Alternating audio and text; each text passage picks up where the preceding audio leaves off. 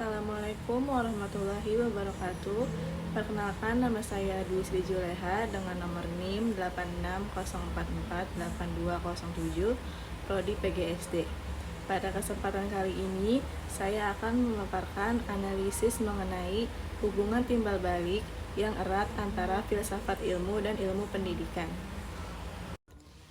Poin yang pertama, filsafat ilmu sebagai pengawas dan penguat.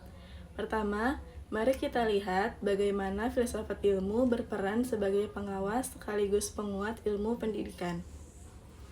Ilmu pendidikan tidak tumbuh di ruang yang hampa.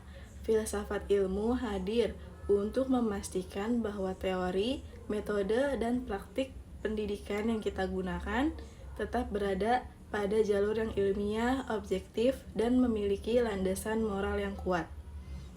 Ia menguji validitas ilmu pendidikan agar tidak terjebak pada mitos atau tren sesaat, sehingga eksistensi ilmu pendidikan sebagai disiplin ilmu yang kokoh tetap terjaga. Inti poin yang kedua, kontribusi pendidikan terhadap filsafat ilmu. Kedua, hubungan ini bersifat timbal balik. Pendidikan yang bermakna dan bernilai juga turut memperkuat filsafat ilmu itu sendiri. Mengapa? Karena dunia pendidikan adalah laboratorium nyata tempat teori-teori filsafat diuji.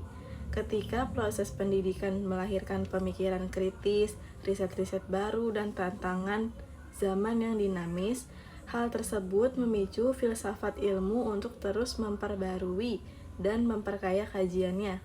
Singkatnya, pendidikan menghidupkan filsafat ilmu dalam realitas konkret. Yang ketiga, filsafat ilmu sebagai pisau analisis. Ketiga, mengapa filsafat ilmu disebut sebagai pisau analisis dalam membedah persoalan pendidikan? Kita bisa membedahnya melalui 3 pilar utama. Yang pertama, ontologi. Membantu kita melihat hakikat apa yang sebenarnya kita didik, yaitu manusia seutuhnya. Yang kedua, epistemologi. Membantu kita menjawab bagaimana cara mentransfer ilmu tersebut secara valid, efektif, dan dapat dipertanggungjawabkan metode ilmiahnya. Yang ketiga, aksiologi. Mengarahkan kita pada pertanyaan untuk apa ilmu itu diberikan, yang berkaitan erat dengan nilai, etika, dan pembentukan karakter. Dengan ketiga pilar ini, masalah pendidikan serumit apapun dapat diurai dan dicari akar solusinya. Contoh konkret dalam praktik pendidikan. Sebagai contoh konkret, mari kita lihat pada kurikulum merdeka yang saat ini diterapkan.